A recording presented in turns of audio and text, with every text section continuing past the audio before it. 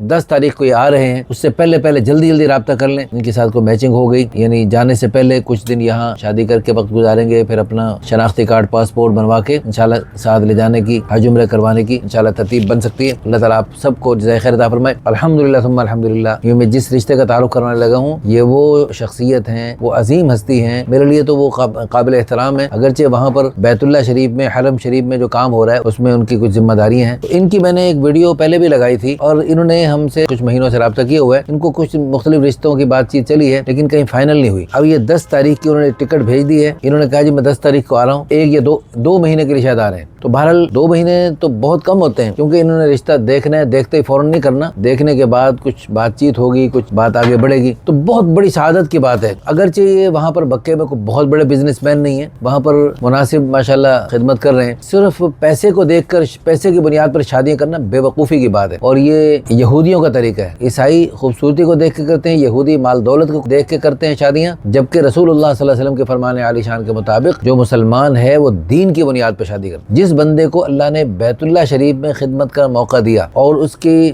خدمت کی برکت سے الحمدللہ وہاں پر جتنے حجاج اور عمرہ کرنے والے حضرات و خواتین تشریف لاتے ہیں دنیا بھر سے، اور ان سب کو جو سہولت ملتی ہے وہ سارا ثواب ان کو مل رہا ہے، ان حضرات۔ اگرچہ ائمہ کرام کو، مؤذنین حضرات کو اذان کی، امامت کے، نماز پڑھانے کی باقاعدہ تنخواہ بھی ملتی ہے، لیکن ان کی نیت ہوتی ہے اللہ کی رضا کی، اس لیے ان کو اس عمل کی برکت سے ثواب بھی ملتا ہے اور ساتھ دنیا کا بھی، ان کے جو وقت خرچ کرتے ہیں اس کا جو ہے معاوضہ بھی ملتا ہے۔ تو اس طرح الحمدللہ یہ حضرات جو ہے ان کو تنخواہ وغیرہ ملتی ہے اپنے کام کی، اچھی ملتی ہے، مناسب تنخواہ ملتی ہے، لیکن ساتھ ساتھ دین کی خدمت کا کام انجام دے رہے ہیں۔ تو افسوس کی بات ہے یہ گھٹیا دنیا، جس کی حقیقت پوری دنیا کے سارے خزانوں کی قیمت مچھر کے پر جتنی بھی نہیں، مچھر کے پر سے بھی گھٹیا ہے، اگر مچھر کے پر جتنی ہوتی ہے نہیں، لو کانت الدنیا تعدل عند اللہ جناح بعوضہ، اللہ کے حبیب صلی اللہ علیہ وسلم ارشاد فرماتے ہیں اگر ساری دنیا کی قیمت مچھر کے پر جتنی ہوتی، ما سقا کافرا منہا شربا، اللہ کسی کافر بدبخت کو ایک گھونٹ پانی نہیں دیتا۔ ساری دنیا مچھر کے پر سے گھٹیا ہے، اللہ بڑا ہے، اللہ کا دین بڑا ہے، اللہ کا حکم بڑا ہے، اللہ کے گھر بڑے ہیں،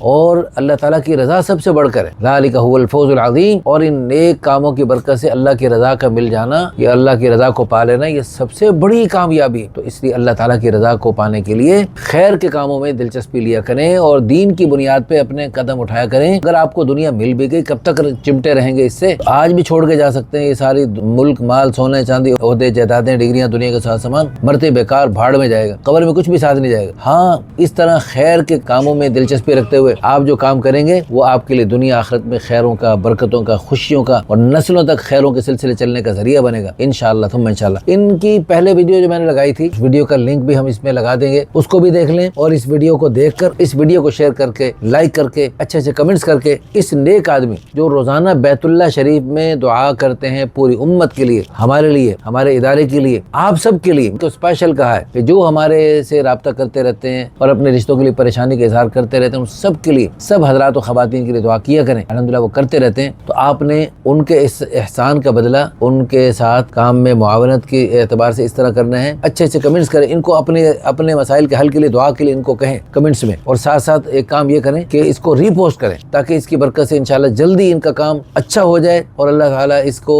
اتنا اچھا رشتہ عطا فرمائے کہ یہ جھولیاں اٹھا اٹھا کر بیت اللہ شریف کے سامنے آپ کو دعائیں دیتے رہیں۔